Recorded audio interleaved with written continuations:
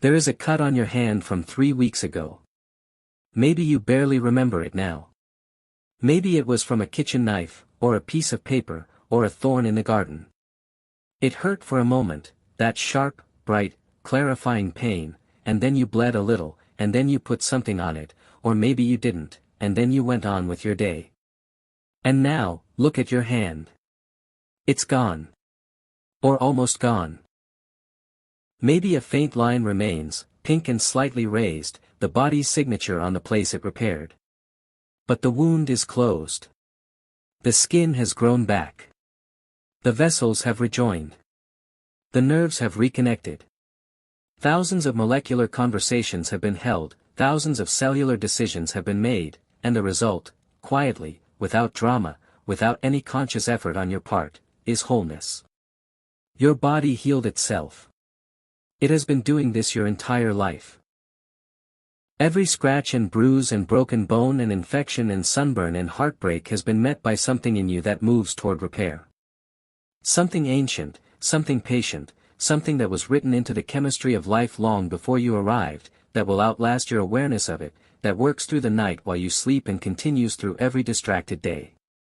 We call it healing. And we barely think about it. We take it so completely for granted. This extraordinary, ongoing, daily miracle, that it takes something unusual to make us stop and really look at it. A scar that took longer to fade than expected. An illness that went on too long. A grief that wouldn't lift. A moment when the healing didn't come fast enough, or didn't come at all, and we realized, suddenly, sharply, how much we had been counting on it. Welcome, Midnight Explorer. Tonight, we are going inside the oldest story the body knows. The story of healing. Not just physical healing, the knitting of skin and bone, the clearing of infection, the rebuilding of damaged tissue. But all of it. The healing of the mind. The healing of communities. The healing of the self after loss. The healing of trust after betrayal. The ancient, slow, sometimes impossible, sometimes miraculous process of returning to wholeness. It is a story that begins before medicine existed. Before doctors. Before hospitals or laboratories or any of the tools we now associate with the word. It begins in the oldest human impulse, the reaching of one hand toward another in pain. That impulse, as old as our species, as old as perhaps any social animal, is where healing begins. And it is a story worth knowing deeply. Not just because it is fascinating, though it is. Not just because it is medically important, though it is. But because understanding how healing works. Truly works, in all its biological and psychological and social and spiritual dimensions, changes how you treat yourself. How you treat others. How you understand what it means to be alive in a body that is always, always working to restore itself. Settle in. The story is long. The story is beautiful. And it starts, as all the best stories do, a very long time ago. 60,000 years ago, in a cave in what is now Iraq, an old man died. His name is lost, of course. He is known to us only as Shanidar I, the first significant skeleton excavated from the Shanidar cave site by archaeologist Ralph Seletsky in the 1950s. What Shanidar I tells us about healing is extraordinary. He was a Neanderthal. He died sometime between 45,000 and 70,000 years ago. And he had survived, to a relatively old age for his time, with injuries that should have killed him. He had a withered right arm. Atrophied to the point of uselessness, probably from birth or from an early injury. He was partially blind in his left eye. He had severe arthritis. He walked with a limp from a healed leg fracture. His skull showed evidence of a blow to the head that he had survived. He could not have survived these injuries alone. He was, for most of his life, dependent on others for food, for protection, for care. And they provided it. Someone fed him. Someone protected him. Someone stayed beside him when he couldn't hunt, couldn't defend himself, couldn't fully function as a member of a group that depended on every member's contribution for survival. This is the oldest evidence of intentional care in the fossil record. Long before medicine. Long before diagnosis or treatment or any systematic understanding of how the body works. Long before language, probably, in any form we would recognize. Just the impulse. The recognition of another's suffering. The decision, and it was a decision, because it cost something, to help. Ralph Seletsky named his book about the Shanidar cave, Shanidar, the first flower people, because he believed that flowers had been placed in some of the Neanderthal graves at the site, an interpretation that has since been questioned and debated by archaeologists. The flower evidence may be the result of burrowing rodents or natural flower accumulation. We're not sure. But Shanidar I doesn't need the flowers. His survival alone, the evidence in his bones that others sustained him through injury and disability, is a form of ceremony more profound than any graveside bouquet. It says, "We saw that you were broken. We chose to help you mend." That is the beginning of healing. Not plants or potions or any technique. The beginning is a choice. Long before writing. Long before agriculture. Long before the wheel or the city or the clay tablet, human beings were cataloging plants. Not academically. Not for any intellectual purpose. For survival. For pain. For the need to do something, anything, when someone was suffering. The ethnobotanical record, the study of how indigenous cultures around the world have understood and used plants medicinally, reveals something astonishing. In culture after culture, across every continent, across vast spans of time, human beings independently discovered the therapeutic properties of many of the same plants. Willow bark. Used by the ancient Egyptians, the ancient Greeks, and indigenous cultures across the Americas for pain and fever, contains salicin, which the body converts to salicylic acid. The active compound in aspirin, the world's most widely used drug, was in a tree that people were stripping and chewing tens of thousands of years before anyone understood why it worked. Poppy, Papaver somniferum, was cultivated in the Mediterranean as far back as 3000 BCE for its pain-relieving properties. The Sumerians called it the joy plant. Its active compounds, morphine, codeine, are still our most powerful analgesics, still used in surgery, still managing the most severe pain that medicine encounters.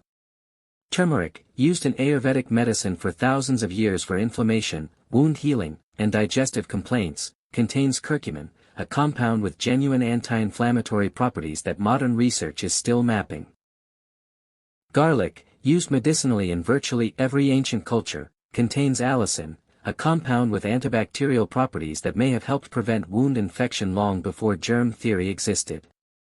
Honey, used as a wound dressing in ancient Egypt, ancient Greece, ancient China, by indigenous cultures around the world, has genuine antimicrobial properties. Its low moisture content dehydrates bacteria. Its hydrogen peroxide content kills pathogens. Ancient healers who packed wounds with honey were, without knowing it, practicing evidence-based medicine. The depth and consistency of this traditional plant knowledge is humbling. Human beings, distributed across every continent, with no communication between them, discovered similar healing properties in plants through the simplest possible method, observation, trial and error, and a careful passing of knowledge between generations. Grandmother to mother. Mother to daughter. The healer's knowledge, accumulated over generations, passed in stories and demonstrations and the careful pointing at this plant, not that one. This was the first pharmacopoeia. Not written. Not tested in double-blind trials. But earned, slowly, painfully, across thousands of years of human suffering and human attention. And much of it was right. When ethnobotanists follow the plant knowledge of indigenous cultures and bring those plants to laboratory analysis, a striking proportion of them contain compounds with genuine pharmacological activity. The healers knew something, even when they didn't know why. They were paying attention. And paying attention, done long enough and carefully enough, is its own form of science. Let's go inside a wound. Not dramatically, gently. Like following a very small story from beginning to end, patient and curious. You cut your finger. The moment the skin breaks, a cascade begins that is one of the most sophisticated biological processes in the known universe. First, bleeding and clotting. Blood flows.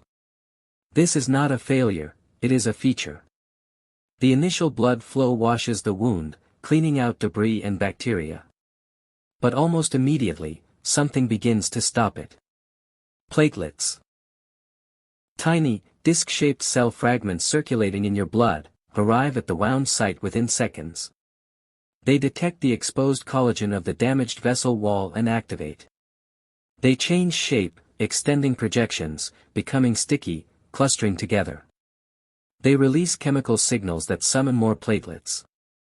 They attract proteins from the blood, fibrinogen, thrombin, that weave a net of fibrin fibers across the wound, trapping more platelets and red blood cells in a mesh.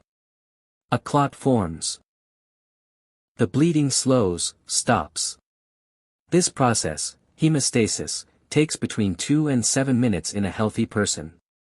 It is so automated, so reliably executed, that most of us never think about the staggering biochemical coordination it requires. The word has a bad reputation. We speak of reducing inflammation as if all inflammation is the enemy. But the inflammation of wound healing is essential, purposeful, controlled. The damaged cells release chemical signals. Prostaglandins, histamine, cytokines, that dilate the blood vessels at the wound site and increase their permeability. More blood flows to the area, hence the redness and heat of inflammation. The dilated, permeable vessels allow white blood cells, neutrophils first, then macrophages, to leave the bloodstream and enter the wound tissue. These white blood cells are the cleanup crew and the security detail. Neutrophils engulf and destroy bacteria. They release enzymes that break down damaged tissue.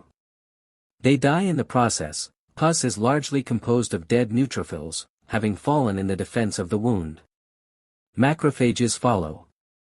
They are the coordinators, the architects. They continue the cleanup, consuming cellular debris, destroying remaining bacteria. But they also release growth factors, chemical signals that tell the surrounding cells what to do next. From roughly 3 days to 3 weeks after injury, the rebuilding begins.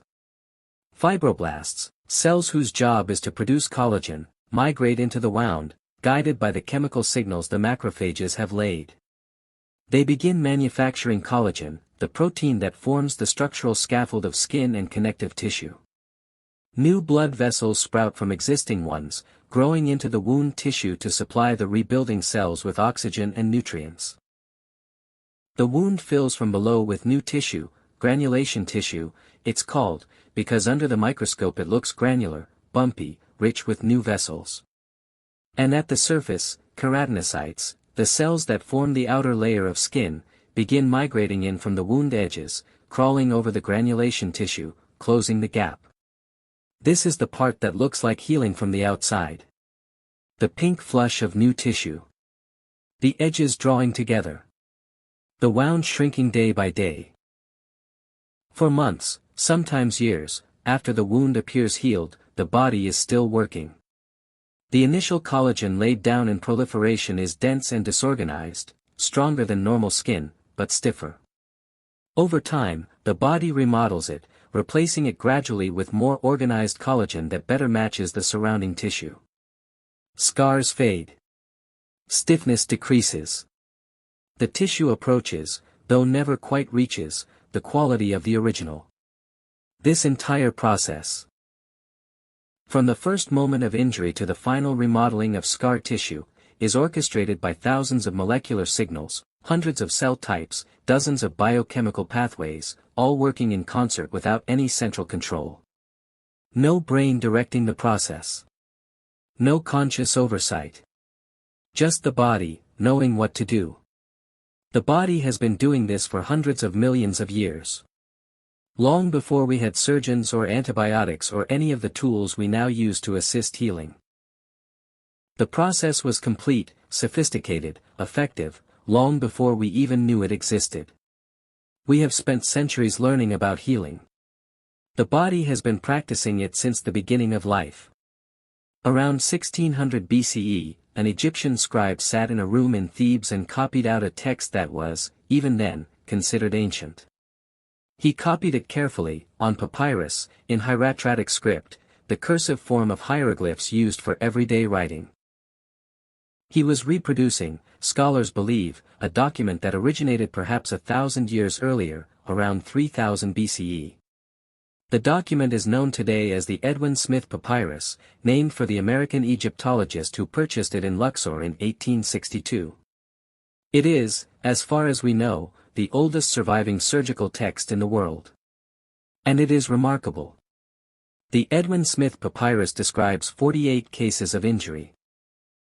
Mostly wounds to the head, neck, shoulders, and chest, suggesting it was originally a military surgical manual. Each case is presented in a structured format: the title, the examination, the diagnosis, the prognosis, and the treatment. What makes it extraordinary is what it does not contain. Egyptian medical texts of the era are full of magical incantations, prayers to gods, rituals designed to appease supernatural forces. Medicine and magic were deeply intertwined in ancient Egyptian practice, as they were in virtually every ancient culture. The Edwin Smith Papyrus contains almost none of this. Its diagnoses are based on physical examination. Its treatments are practical: immobilization, suturing, dressing, dietary recommendations. Its prognoses are honest: this condition is one which I will treat, good prognosis; one with which I will contend, uncertain prognosis.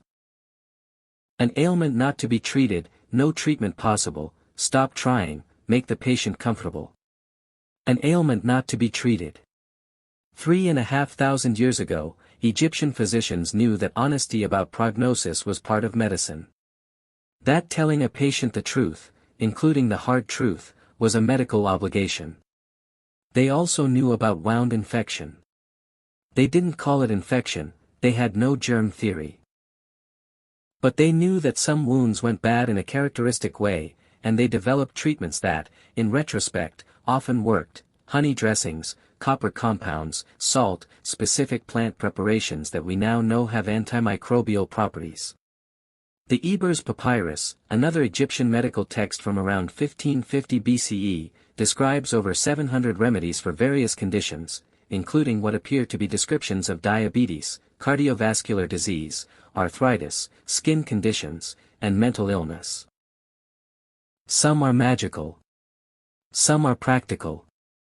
Many reveal a genuine, systematic attempt to understand the body and treat its failures. Egyptian physicians examined their patients. They felt for swellings, listened to breathing, tested urine, by tasting, unpleasant but diagnostically informative, as diabetic urine is distinctly sweet. They made diagnoses. They prognosed. They treated. They were doctors. Not in our modern sense, they lacked most of the understanding we now consider essential. But in the fundamental sense, they applied careful observation and accumulated knowledge to the relief of suffering. They were the first professionals of healing. And they took their work seriously in a way that resonates across 35 centuries. Their texts survive because they were considered important enough to copy, important enough to preserve, important enough to pass on. Knowledge is, itself, a form of healing. The careful observation of one generation becomes the treatment of the next. On the island of Kos, off the coast of what is now Turkey, sometime around 460 BCE, a boy was born into a family of physicians. His name was Hippocrates. He would become, in the centuries after his death, the most famous physician in Western history, the father of medicine, his image on medical school walls, his oath still spoken, in various forms, by graduating doctors around the world. What Hippocrates and the school of medicine he founded actually did, as opposed to what legend has made of him, is both more modest and more radical than the myth suggests. The radical part: Hippocrates and his followers insisted that disease had natural causes. This does not sound revolutionary now. Of course, disease has natural causes. What else would it have? But in the 5th century BCE, in a world where illness was overwhelmingly understood as supernatural. The anger of a god, the work of a demon, punishment for moral failure, a disruption of divine order, the claim that disease was a natural process, arising from natural causes, and therefore subject to natural explanation and natural treatment, was genuinely extraordinary. The Hippocratic writers were not the first to make this argument. Other physicians before them had moved in this direction. But they made it clearly, systematically, and with a rigor that was new. The Hippocratic Corpus, a collection of some 60 texts attributed to Hippocrates and his school, though written by multiple authors over several generations, is the first systematic attempt to describe disease rationally. The texts describe patient histories and outcomes, the first clinical case records. They describe the courses of various fevers, the appearance of wounds at different stages of healing, the progression of diseases from onset to resolution or death. They emphasize observation, careful examination, and honest prognosis. The famous Hippocratic maxim, primum non nocere, first do no harm, may not have been written by Hippocrates himself, but it captures the spirit of the school perfectly. Medicine, before it attempts to cure, must avoid making things worse. This is more complicated than it sounds. For much of medical history, the treatments were often more dangerous than the diseases. Bloodletting, draining blood from patients to restore the balance of the four humors, weakened already sick people. Purging and emetics administered powerful toxins that the body had to survive on top of whatever was already wrong with it. Surgery without anesthesia or sterile technique was frequently fatal not from the injury but from the intervention. The Hippocratic caution. The instruction to be humble, to observe more and intervene less, to trust the body's own healing power when possible, was wisdom that medicine repeatedly forgot and repeatedly had to relearn. The body heals itself. The physician's job is to assist, not to overwhelm. Hippocrates also gave us the concept of prognosis, the prediction of how a disease will develop. He understood that medicine was not just about treating the present moment but about understanding the trajectory of illness over time. A good physician, in the Hippocratic tradition, knew not just what was happening but what was likely to happen next. This temporal understanding, disease as a process unfolding over time, with characteristic stages and turning points, was genuinely new. And it is still fundamental to medicine today. We no longer believe in the four humors. We no longer think that bloodletting balances anything except the patient's chance of survival, downward. The specific theories of the Hippocratic school are largely wrong. But the method, observation, recording, honesty, humility, the primacy of the patient's well-being, that survived. That was the real gift. When the Western Roman Empire collapsed in the 5th century CE and much of Europe descended into what historians once called, too harshly, but not entirely inaccurately, the Dark Ages, something extraordinary happened to the accumulated medical knowledge of Greece and Rome. It was saved. Not by the descendants of the Romans, but by the scholars of the emerging Islamic world, the vast, cosmopolitan civilization that stretched from Spain to Central Asia and was, for several centuries, the most intellectually productive culture on earth. The Abbasid Caliph Harun al-Rashid, and later his son al-Ma'mun, who founded the famous House of Wisdom in Baghdad in the 9th century, sponsored a massive translation project. Greek texts, medical, philosophical, mathematical, scientific, were translated into Arabic. Syrian Christian scholars who knew both Greek and Arabic were key intermediaries. Hippocrates, Galen, Dioscorides, Plato, Aristotle, all translated, preserved, studied, commented upon, extended. But the Islamic scholars didn't just preserve ancient knowledge. They transformed it. Ibn Sina, known in the West as Avicenna, was born in 980 CE near Bukhara, in what is now Uzbekistan. He was a child prodigy who had memorized the Quran by age 10 and completed his medical training by 16. He spent his life in the courts of various rulers, writing constantly, He reportedly composed his works even while on horseback during military campaigns. His Canon of Medicine. Al-Canon fi al-Tib, is one of the most remarkable books in the history of medicine. It is a comprehensive medical encyclopedia, synthesizing ancient Greek medicine, Islamic medical knowledge, and Ibn Sina's own clinical observations and innovations. It runs to over 1,000,000 words. It covers anatomy, physiology, disease, pharmacology, surgery, and the nature of healing. And it remained the standard medical textbook in both the Islamic world and in European universities until the 17th century. 700 years. The Canon of Medicine was the textbook for 700 years. Ibn Sina understood that some diseases were contagious, that something passed between sick and healthy people, and recommended quarantine and the isolation of sick individuals. This was not germ theory, which was still 7 centuries away, but it was practical observation that saved lives. He described the properties of hundreds of drugs, including experiments he conducted himself to test their efficacy. He developed systematic methods for drug testing, including controlled experiments and the evaluation of outcomes. He wrote about the relationship between mental and physical health, proposing that psychological states influenced physical illness and recovery, that emotions had bodily effects, that the treatment of the mind was part of the treatment of the body. Al-Razi, Rhazes in the West, born in Ray, in modern Iran, around 854 CE, was perhaps the greatest clinical physician of the medieval world. He was the first to distinguish smallpox from measles, 2 diseases that presented similarly in their early stages, through careful clinical observation.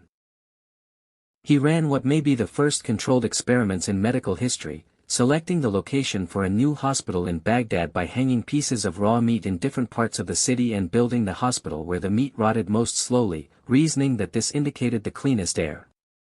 He wrote case studies based on his actual patients, detailed, honest accounts of illness and treatment, including cases where his treatment failed. The willingness to record failure, to treat negative outcomes as data rather than embarrassments, was scientifically far ahead of its time. The Islamic Golden Age of medicine gave Europe not just preserved ancient knowledge but a transformed and expanded tradition, more clinical, more systematic, more willing to challenge ancient authority in the light of observation. When European universities began to flourish in the 12th and 13th centuries, it was largely on the foundation of Arabic translations of Greek texts, and on the original contributions of Arabic writing scholars like Ibn Sina and Al-Razi, that they built. The lineage of healing is not one civilization's story. It is everyone's. Knowledge flows. It crosses borders and languages and centuries. The healer in a Baghdad hospital in the 10th century and the surgeon in a Paris hospital in the 18th century are part of the same long conversation, the same unbroken thread of human beings trying to understand why the body breaks and how to help it mend. In 1347, 12 Genoese trading ships arrived at the port of Messina, Sicily, from the Black Sea. Something was wrong with the ships. Most of the sailors were dead. Those still alive were covered in black, oozing swellings. In the armpits, in the groin, on the neck. The swellings wept blood and pus. The living sailors had fever, pain, delirium. They smelled of rot. The port authorities, alarmed, ordered the ships out of the harbor immediately. It was too late. What the ships carried, Yersinia pestis, the bacterium that causes plague, carried by fleas on rats, moved faster than any order could contain. Within weeks it was in Messina. Within months, it was across Sicily, across Italy, across Europe. The Black Death. The worst epidemic in recorded human history. By the time it burned through Europe between 1347 and 1351, it had killed approximately a third to half of the continent's entire population. Some estimates range higher. Cities lost 60, 70, 80% of their inhabitants. The population of Europe did not return to its pre-plague level until the 16th century. And medicine, such as it was completely helpless. Physicians tried everything they knew. Bloodletting, purging, the application of herbs, the lancing of swellings, the evacuation of cities, the burning of infected houses. Nothing worked. The disease moved through every intervention with indifferent, mechanical efficiency. The helplessness of medieval medicine in the face of the plague is one of history's most profound illustrations of what happens when a healing system encounters a disease it has no framework to understand. Physicians knew nothing of bacteria. They had no concept of contagion in our sense. The dominant theory, miasma, the idea that disease came from bad air, from rotting matter and foul smells, was useless against a pathogen spread by flea bites. And so they did what humans do when their practical tools fail, they turned to explanation. The plague was God's punishment. The plague was caused by a conjunction of Saturn, Jupiter, and Mars. The plague was caused by Jews poisoning wells. A vicious, lethal lie that led to massacres of Jewish communities across Europe. The plague was caused by earthquakes releasing poisonous gases. None of these explanations helped.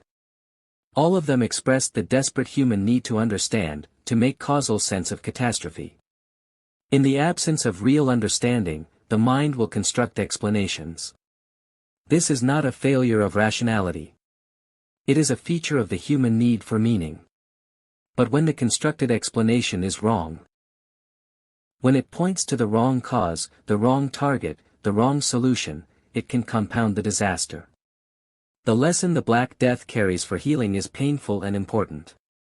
The limits of medical knowledge are not abstract. They are measured in lives. Every time medicine encounters something it doesn't understand, every time the framework fails, every time the treatment is inadequate, every time the healer is helpless, people die who might have been saved. This is why medical knowledge matters. Not as an academic exercise. Not as a cultural achievement. But as a direct, literal, life and death matter. The people who would eventually develop germ theory, who would develop antibiotics, who would understand infection and contagion and the microscopic life that causes so much of human illness, they saved lives that hadn't been born yet. They healed people they would never meet, through the slow, painstaking work of understanding. Understanding is healing. Knowledge is medicine. The Black Death killed tens of millions of people. And it also, ultimately, helped create the conditions for the medicine that would prevent the next plague from being as catastrophic. The failure of healing on an enormous scale drove the search for better understanding that would, eventually, produce the tools that saved other millions. Tragedy and progress, as so often in human history, braided together. In 1543, a 28-year-old Belgian physician named Andreas Vesalius published a book. It was called De Humani Corporis Fabrica, on the fabric of the human body. And it changed medicine forever. The book was, at its most basic, an anatomy textbook.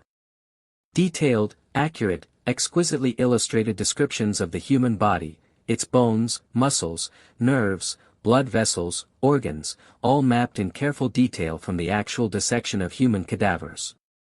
This seems unremarkable to us. Of course, an anatomy textbook should be based on actual human dissection.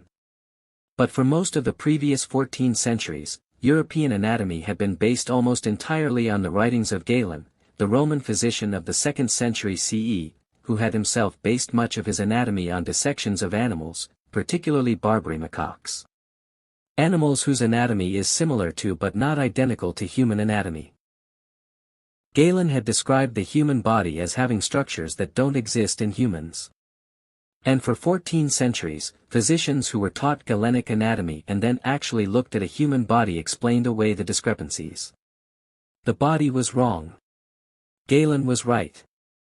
Vesalius looked at the bodies themselves. He was young, energetic, obsessive, and willing to scandalize his colleagues. He retrieved executed criminals from gallows and dissected them in his studio, sometimes at night.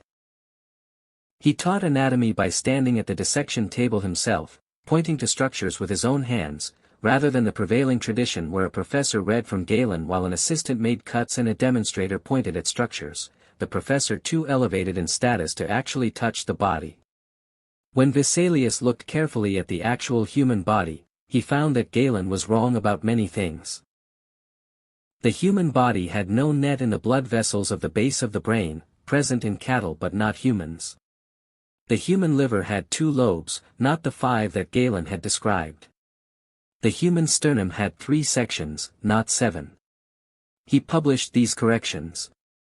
He argued, carefully and respectfully, that Galen had made errors because he had dissected animals rather than humans. The response from established medicine was fury. Galen was authority.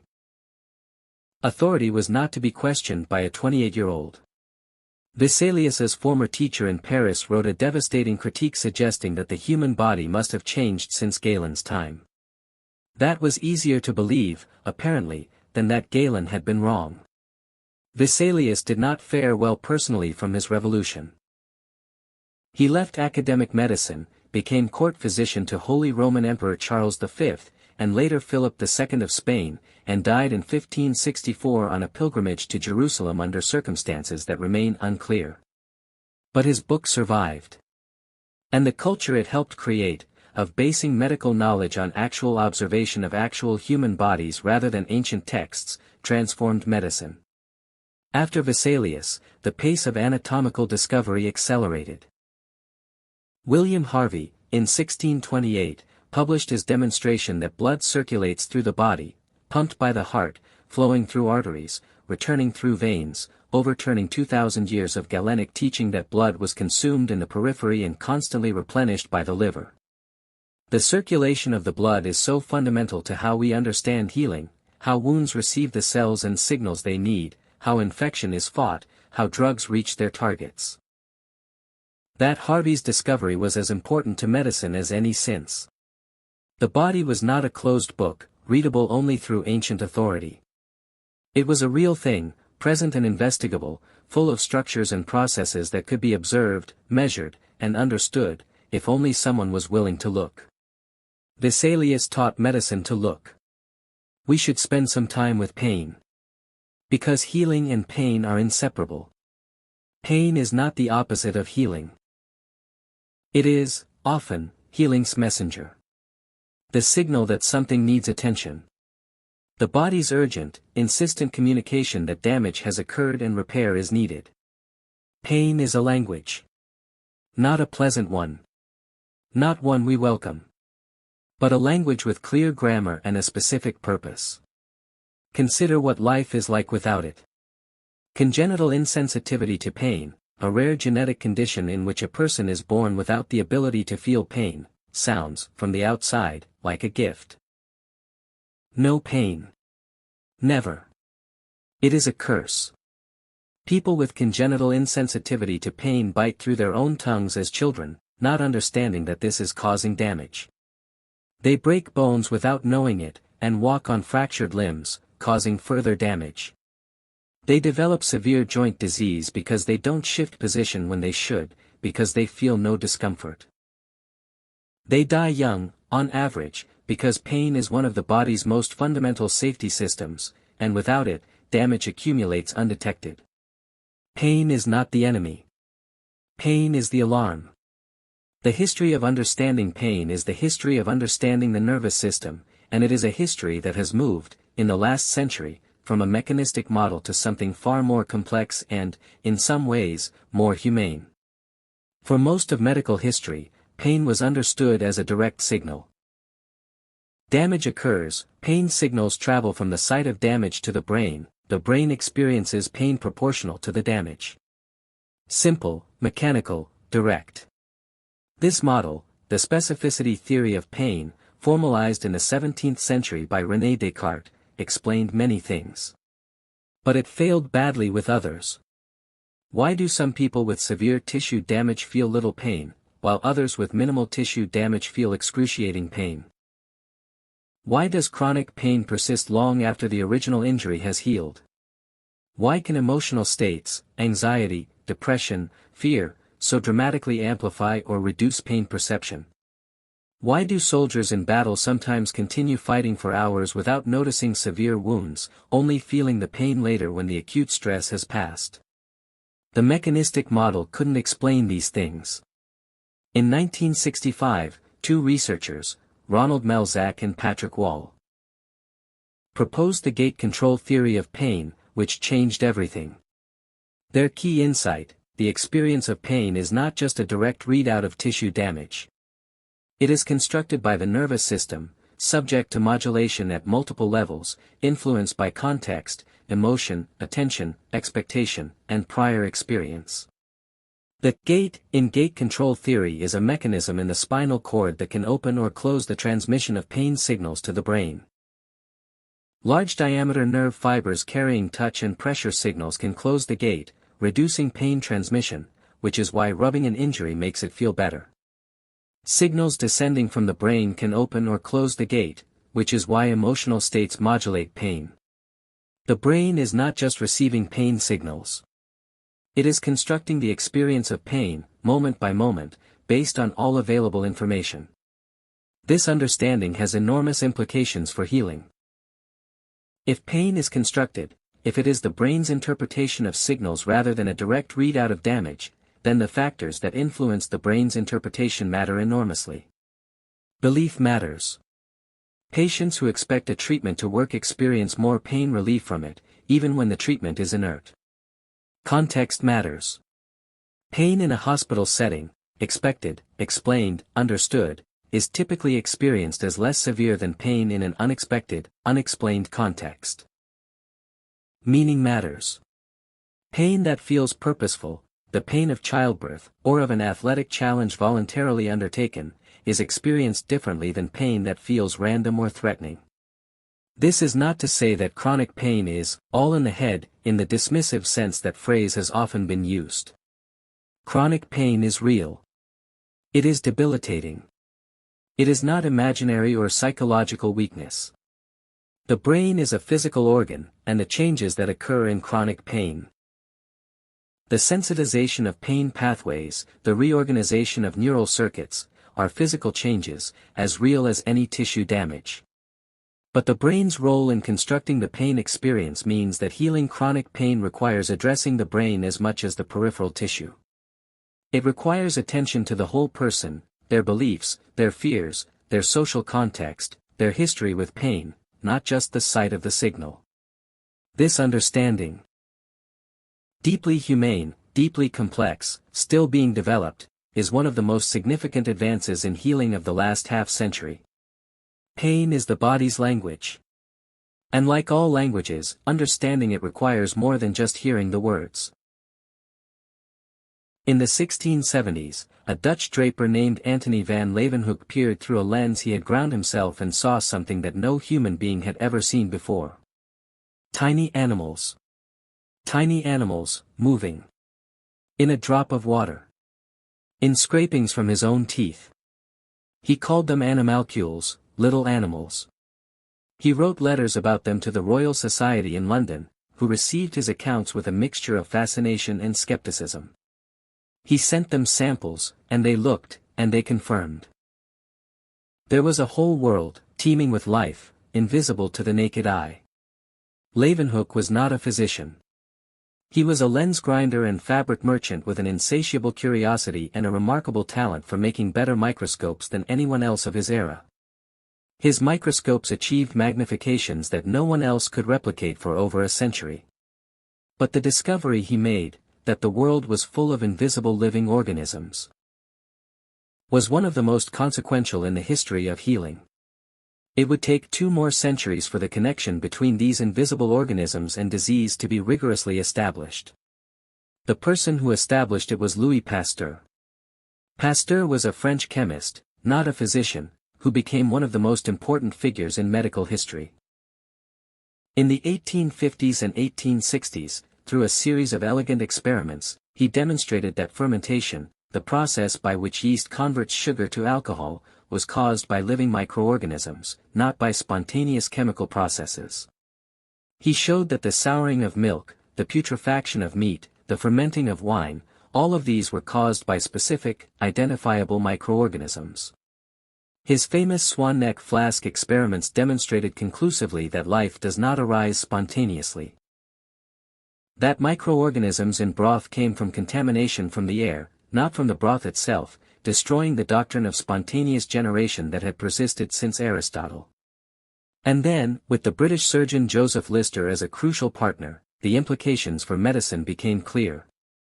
If putrefaction was caused by microorganisms, and if wound infections looked an awful lot like putrefaction, the same smell, the same discoloration, the same tissue death, then perhaps wound infections were caused by microorganisms too. Lister began experimenting with antiseptic technique. He used carbolic acid, phenol, to clean wounds, instruments, and his hands before surgery. The results were dramatic. Surgical mortality from wound infection fell from roughly 50% to below 15% in his ward. At a time when going to surgery was frequently a death sentence. When surgeons operated in their street clothes, without washing their hands, with instruments cleaned only by wiping them on their coats, the introduction of antiseptic technique was nothing short of revolutionary. But Lister was not universally welcomed. Many surgeons resisted the germ theory. The idea that a gentleman physician's hands could harbor invisible agents of death was considered offensive. The idea that you needed to wash between patients, as if surgeons were dirty, was felt as an insult to the profession. These attitudes cost lives.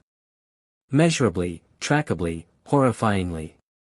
Ignaz Semmelweis, a Hungarian physician who had demonstrated in 1847 that puerperal fever, childbed fever, was transmitted by physicians who delivered babies after performing autopsies without washing their hands, and who reduced mortality in his ward from around 10 to 18% to under 2% by implementing handwashing with chlorinated lime solution, was rejected, mocked, dismissed from his position, and eventually committed to a mental institution, where he died at 47 from, in a grotesque irony, an infection, possibly caused by the beating he received from guards at the asylum. He died of the disease he had shown how to prevent. The germ theory was eventually, irresistibly established. Robert Koch, a German physician, developed the methods for culturing and identifying specific bacteria, and established what are known as Koch's postulates, the criteria for demonstrating that a specific microorganism causes a specific disease. He identified the bacteria responsible for tuberculosis, 1882, and cholera, 1883. From this foundation, from Leeuwenhoek's animalcules to Pasteur's experiments to Lister's antisepsis to Koch's methodology, the entire edifice of modern infectious disease medicine was built. The invisible world was real. It could make us sick. And understanding it could help us heal. In 1854, the British government was fighting the Crimean War. And in the military hospital at Scutari, near Constantinople, British soldiers were dying, not primarily from their battle wounds, but from disease. Cholera, typhoid, dysentery, infections. Disease that swept through the overcrowded, unsanitary hospital with brutal efficiency, killing far more soldiers than Turkish bullets. The British public, informed by newspaper correspondents in ways they had never been about previous wars, was outraged. The government responded by sending a team of nurses, 38 women, led by a 34-year-old named Florence Nightingale, to reform the military hospitals. Nightingale arrived at Scutari in November 1854. What she found was appalling: thousands of patients crowded into filthy wards, sewers blocked beneath the building, contaminated water, inadequate food, rats, insufficient ventilation, not enough basic supplies. She organized. She cleaned. She improved sanitation. She arranged for proper food and supplies. She wrote letters, dozens of letters, to government officials, to newspapers, to anyone who could send resources and pressure authorities to reform. And she did something that no nurse, no physician, no hospital administrator had ever quite done in the same way before. She kept numbers. Nightingale was a mathematician. Not a famous mathematician, this aspect of her character has often been overshadowed by the lady with the lamp image, but a genuinely sophisticated statistician who understood that if you were going to argue for change, you needed data. She recorded the causes of death in the Scutari hospital. She tracked them over time.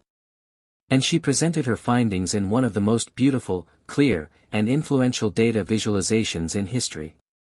The Nightingale rose, sometimes called a coxcomb diagram, is a circular graph, divided into 12 sectors for the 12 months of the year, with the area of each sector representing the number of deaths. And within each sector, the deaths are divided by cause, preventable diseases, in blue, wounds, in red, and other causes, in black. The blue, representing preventable disease, dwarfed everything else. Looking at the rows, you could see at a glance what the numbers told. Soldiers at Scutari were not dying from war. They were dying from conditions that could be changed. Preventable deaths. Deaths caused by failures of sanitation, nutrition, and basic medical care. After the reforms Nightingale implemented, after the ventilation was improved, the water supply cleaned, the sanitation systems fixed. The death rate in the hospital fell from over 40% to around 2%. Nightingale took her data back to Britain and used it to change military medicine, and eventually all medicine. She lobbied Parliament. She created the first school of professional nursing at St. Thomas' Hospital in London in 1860. She wrote Notes on Nursing in 1859, a slim, clear, practical, and philosophically rich text that is still worth reading today. Her central argument was this: healing is not just the work of physicians and medicines. It is the work of environment.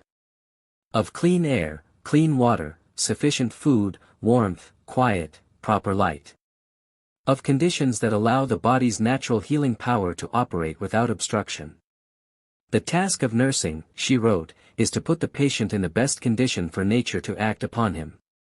This insight, that the environment of healing matters as much as the specific intervention, was revolutionary in her time and remains, in various forms, central to modern healthcare.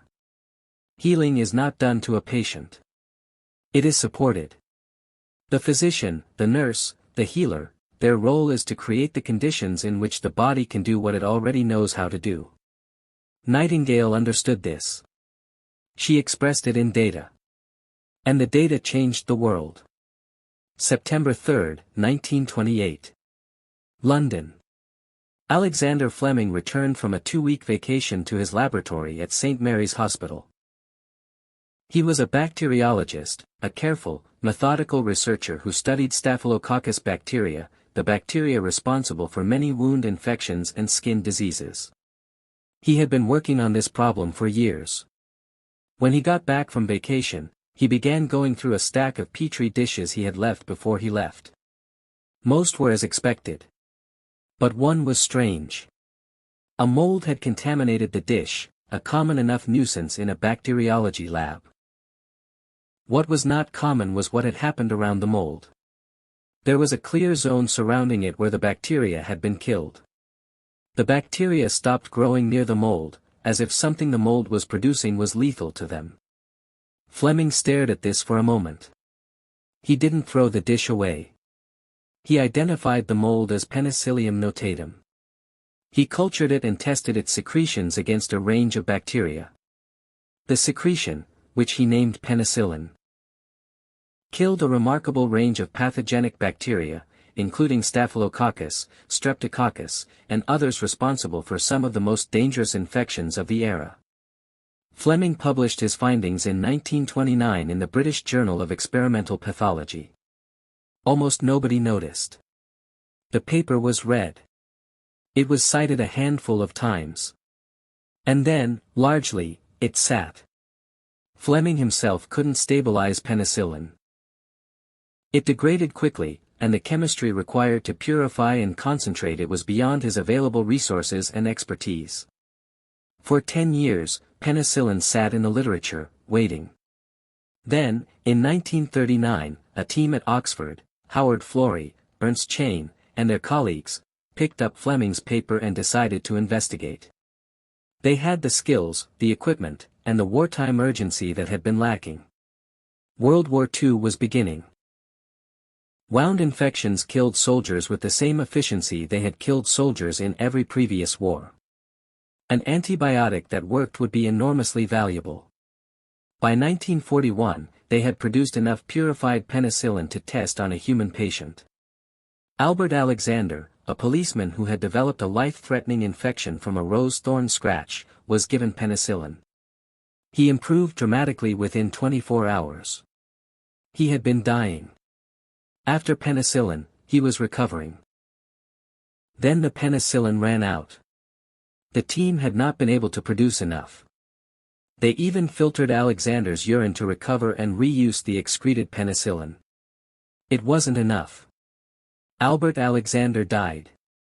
But the principle was established. Penicillin worked.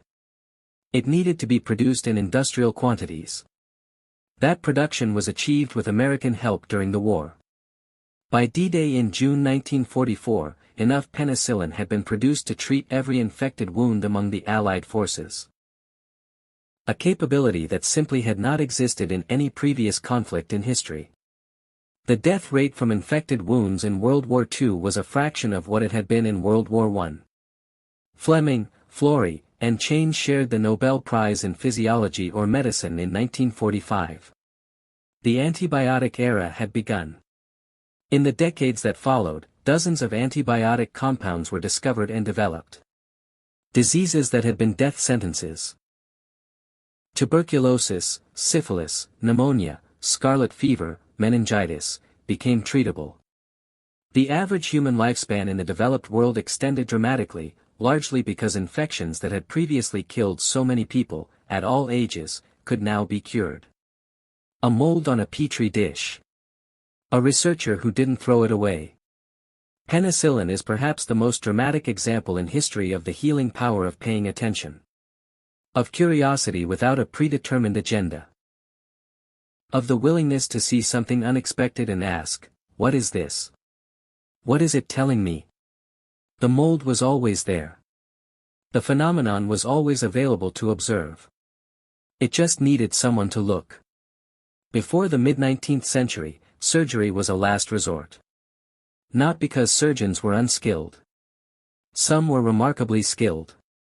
The fastest surgeons of the era, men who could amputate a limb in under a minute, were genuinely impressive technicians, and speed mattered, because speed reduced the time the patient spent in agony.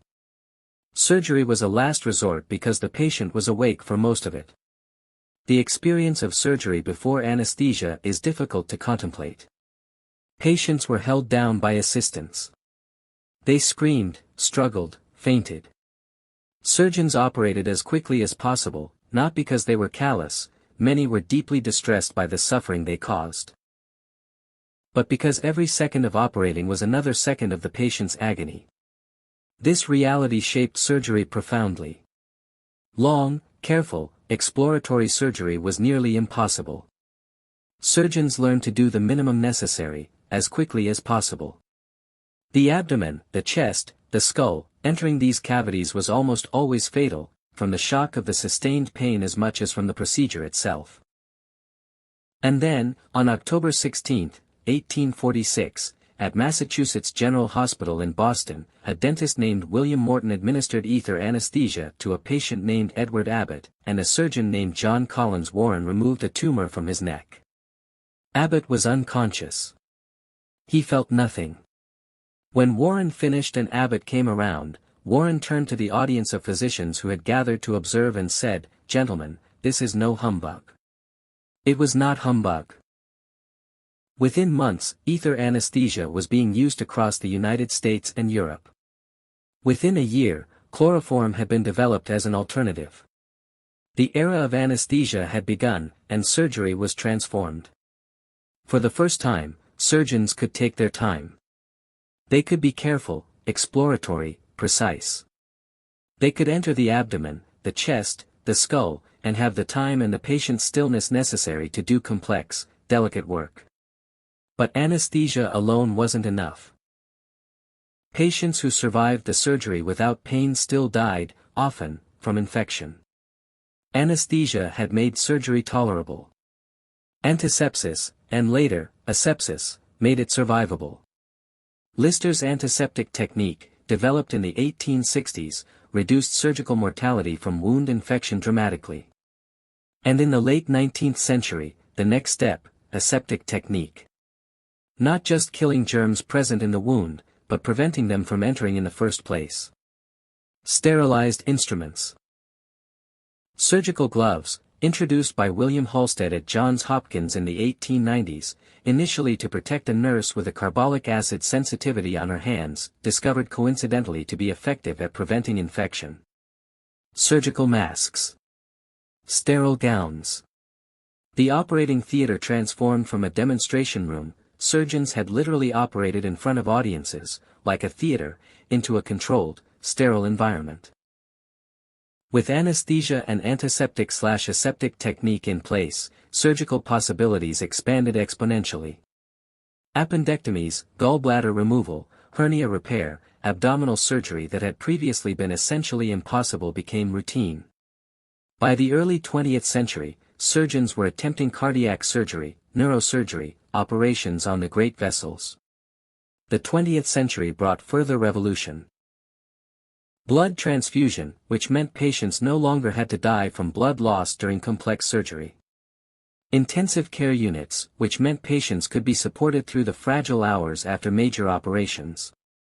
Surgical stapling devices, laser surgery, laparoscopic surgery, techniques that reduced the trauma of the intervention itself. And now, robotic surgery, where a surgeon at a console guides instruments with micrometer precision inside a patient's body through incisions smaller than a centimeter. From a surgeon amputating a leg in 60 seconds with a patient held down by 6 men, to a robot guided by a surgeon at a console, performing a cardiac procedure through 3 tiny holes, in 150 years. The history of surgery is a history of making healing more precise, less traumatic, more survivable. Of taking an intervention that once killed nearly as often as it cured, and transforming it into one of the most reliable tools medicine has. In 1975, a psychologist named Robert Ader at the University of Rochester was running an experiment on learned taste aversion in rats. He gave rats a drink of saccharin-flavored water, and simultaneously injected them with cyclophosphamide, a drug that causes nausea and also, incidentally, suppresses the immune system. As expected, the rats developed an aversion to the saccharin water. Then Ader did something unexpected. He gave the rats saccharin water again, but this time, without the cyclophosphamide. Just the saccharin water. No drug. The rats developed suppressed immune systems anyway. The saccharin water alone, associated through conditioning with cyclophosphamide, suppressed the immune function of rats who received only plain saccharin water. No drug. Just the memory of the association. The immune system, thought to be entirely autonomous, entirely separate from the mind and its learned associations, had been conditioned. Like Pavlov's dog salivating at a bell, the rats' immune systems had learned to respond to a stimulus that had no pharmacological effect. This was extraordinary. The immune system was not separate from the mind. It could be influenced by learning. By association. By psychological processes. Ader called the new field he had stumbled into psychoneuroimmunology, the study of the interactions between psychological processes, the nervous system, and the immune system. The field has grown enormously since 1975. What it has established is one of the most important and least fully appreciated facts in all of medicine. The mind and the body are not separate. They are a single, integrated system in constant bidirectional communication. The brain communicates with the immune system through hormones, neurotransmitters, and direct neural pathways. The immune system communicates with the brain through cytokines, chemical signals that influence mood, behavior, cognition, and perception of pain. This communication has profound implications for healing. Chronic stress impairs immune function. People under sustained psychological stress show increased susceptibility to infection, slower wound healing, reduced vaccine efficacy, and accelerated progression of autoimmune diseases. The mechanism is not mysterious. Stress activates the hypothalamic pituitary adrenal (HPA) axis, which releases cortisol, the stress hormone. Acute cortisol release is beneficial in emergencies, mobilizing energy and temporarily suppressing inflammation. But chronic cortisol elevation suppresses immune function, impairs tissue repair, and disrupts almost every biological system involved in healing. Loneliness, the subjective experience of social isolation, has health effects equivalent to smoking 15 cigarettes a day. It increases levels of inflammatory markers in the blood, impairs immune function, disrupts sleep, and is associated with significantly shorter lifespan. The opposite is also true. Social connection improves health outcomes in virtually every domain. Patients who feel cared for recover faster. Patients who have strong social support have better outcomes from cancer treatment, from cardiac events, from surgery. The quality of the relationship between patient and physician predicts treatment outcomes above and beyond the specific treatment given. The mind heals. Not through magic, through the same measurable, physiological mechanisms that every other aspect of healing operates through.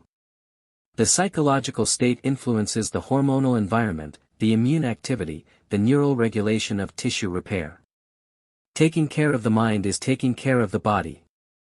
This is not a metaphor. It is biology. Every ancient healing tradition in the world, without exception, recognized the importance of rest. Not rest as passivity or laziness. Rest as an active therapeutic strategy. Rest as the deliberate creation of conditions in which the body can turn its full resources toward repair. The ancient Egyptians prescribed rest for fevers and wounds. The Hippocratic tradition emphasized allowing nature to heal, reducing unnecessary interference, giving the body time. Ayurvedic medicine has, for thousands of years, prescribed specific periods of rest tailored to the type of illness and the season. Traditional Chinese medicine incorporates rest as part of virtually every healing protocol. The word convalescence, from the Latin convalescere, to recover strength, describes this period of healing rest. It was once a recognized and honored part of the illness experience. The convalescent would rest, be fed nourishing food, be protected from exertion and stress, be given time.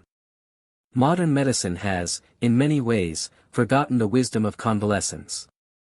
The pressure to return to normal activity, to return to work, to resume full function, to not be a burden, often cuts the healing period short. People leave the hospital earlier than their bodies are ready, because the healthcare system can't afford to keep them. They return to work before they have fully recovered, because they can't afford not to. They push through fatigue and pain and the body's clear signals that it needs more time, because the culture around them does not honor the legitimate need for healing. And healing suffers. The science is clear: sleep is when most tissue repair happens, when growth hormone is released, when the immune system does its most active work. Sleep deprivation impairs every aspect of physical healing. Psychological rest, the reduction of stress, worry, and cognitive demand, reduces cortisol levels and allows the immune system to function more effectively. Patients who are anxious and stressed heal more slowly, on average, than patients who are calm and supported. Physical rest, the reduction of demand on healing tissues, allows the repair process to proceed without competition from the demands of movement and activity. This doesn't mean absolute inactivity for all conditions. We know that gentle movement is helpful for many types of healing, that complete bed rest has its own hazards, that the right kind and amount of activity varies with the condition and the stage of recovery. But the principle of honoring the body's need for rest, of treating rest not as an indulgence but as a medical necessity, is one that our culture is still struggling to fully absorb. There is a reason that sleep is when healing happens. The body needs your absence. It needs the resources you spend on waking activity redirected to repair. It needs you to get out of the way and let it do what it knows how to do. Rest is not passive. Rest is healing. There is a wound that X-rays cannot see. A break that no splint can set.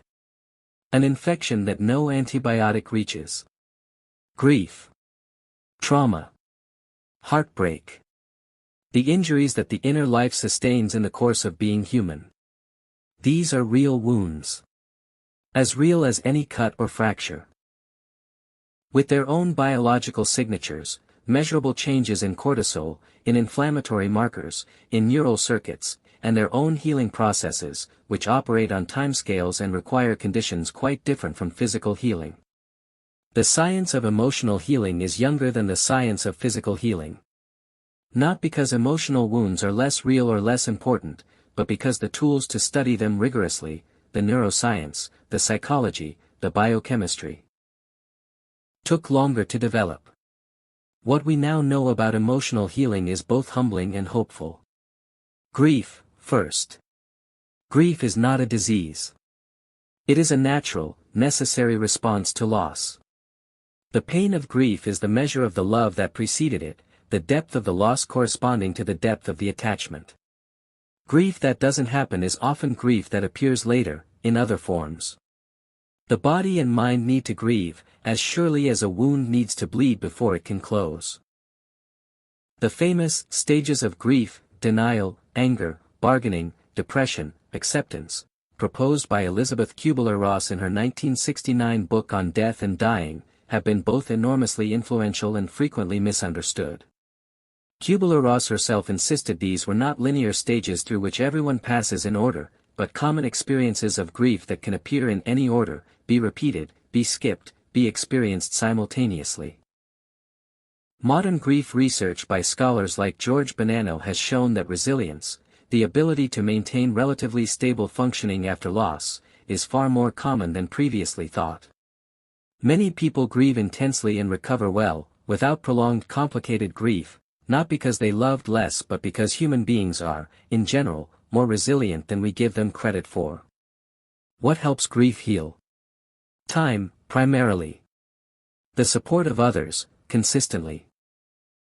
The opportunity to speak about the loss, to tell the story, to be heard, to have the reality of the loss witnessed by another human being who doesn't flinch from it. Trauma is different from grief, though they often overlap. Trauma is not simply the experience of a terrible event. It is the experience of an event that overwhelms the nervous system's capacity to process and integrate it. The event becomes frozen. Not filed in memory as something that happened, but continuing to act on the nervous system as if it is still happening. The past intrudes on the present, unbidden, in the form of flashbacks, hypervigilance, avoidance, the constant unconscious scanning for danger. Post-traumatic stress disorder, PTSD, is the most recognized form of this, but it exists on a continuum. Many people carry trauma that doesn't meet the clinical threshold for PTSD but still affects their health, their relationships, their capacity for joy. The healing of trauma is an active area of research and clinical practice, with several approaches showing consistent evidence of effectiveness. EMDR, eye movement desensitization and reprocessing, is a therapy in which the patient processes traumatic memories while engaging in bilateral sensory stimulation, typically following a moving finger with their eyes. It sounds peculiar. It works, by mechanisms still being fully understood, in a way that is well documented in clinical trials. The current theory is that the bilateral stimulation mimics the processing that occurs during REM sleep, the brain's natural mechanism for integrating emotional memories. Allowing the traumatic memory to be processed and filed rather than remaining perpetually active.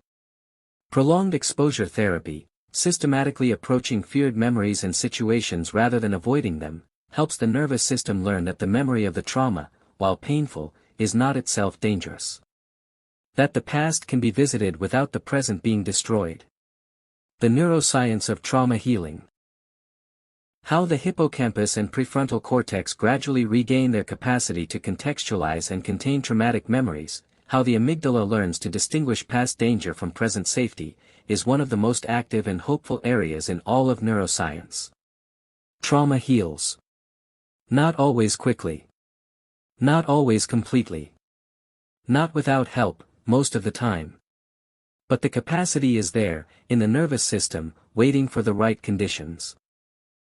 The same body that heals a cut heals a psychic wound. Different mechanisms. Different timescales. The same fundamental orientation toward wholeness. In 1979, researchers Lisa Berkman and Leonard Syme published a landmark study of 6,928 adults in Alameda County, California. They had followed these individuals over 9 years, documenting their social connections, whether they were married, whether they had close friends, whether they belonged to community or religious organizations, and tracking their health outcomes. The finding was clear, striking, and has been replicated dozens of times since. Social connection predicts survival. People with strong social ties had significantly lower mortality rates across all causes of death, heart disease, cancer, stroke, and all other causes, than people with fewer social connections. The effect was independent of health behaviors, socioeconomic status, and baseline health. The magnitude of the effect was comparable to the health effects of smoking. Not having social connection was about as bad for your health as being a smoker. Subsequent research has extended and deepened this finding. The quality of relationships matters more than the quantity. One close, supportive relationship is more protective than many superficial ones. Perceived loneliness. The subjective feeling of not having adequate connection, regardless of the objective number of social contacts, is what drives the health effects. What is the mechanism? Several, working together. Social support reduces stress, the cortisol and sympathetic nervous system activation that, chronically, impairs immune function, cardiovascular health, and tissue repair. Having someone to talk to, someone who understands, someone whose presence regulates the nervous system. These are not luxuries. They are physiological necessities. Relationships provide practical help during illness, assistance with medication, with transportation, with nutrition, with the 100 practical demands that illness creates that a sick person cannot easily meet alone. This help directly affects healing outcomes. Relationships provide meaning. The sense that one's life matters, that one's presence is important to others, that recovery is worth fighting for because there are people waiting on the other side. This motivational dimension of relationship has real effects on health behavior and on the neurobiology of healing. And there is something less quantifiable, less easily mapped, the felt sense of being known, of matching, of not being alone in the universe. The thing that Dostoevsky meant when he wrote that, to love someone means to see them as God intended them. The particular experience of being genuinely seen by another person. This experience, ancient, pre-linguistic, available to every human being who has ever been held by another, is healing. Not metaphorically. Physiologically. In the specific sense that it changes the hormonal environment, the immune activity, the neural regulation of the body. The first healers. The members of Shanidar I's group who fed and protected him through his injuries, were not practicing medicine in any formal sense. But they were providing something that medicine, even now, cannot fully synthesize or replace. They were providing relationship. They were providing the biological miracle of another person choosing, deliberately, to be present with someone in pain. There is a word in the Lakota language, wikozani. It is often translated as health or wellness, but it carries meanings that the English word doesn't quite hold. It encompasses the individual's physical condition, but also their relationship to their community, to the land, to the spirit world, to the cycle of seasons, to their ancestors and descendants. Wikozani is health understood as relationship. Health as belonging. Health as being in right relationship with everything that surrounds you. This is not a fringe or unusual concept in traditional healing systems. It is, in various forms, the dominant understanding. In Ayurvedic medicine, the ancient Indian healing system dating back over 3,000 years, health is understood as the balance of three fundamental energies or dashas, Vata, Pitta, and Kapha, understood in the context of the individual's constitution, the season, the stage of life, the person's diet, daily routine, and mental state. Treatment addresses the whole person and their relationship to their environment, not just the presenting symptom.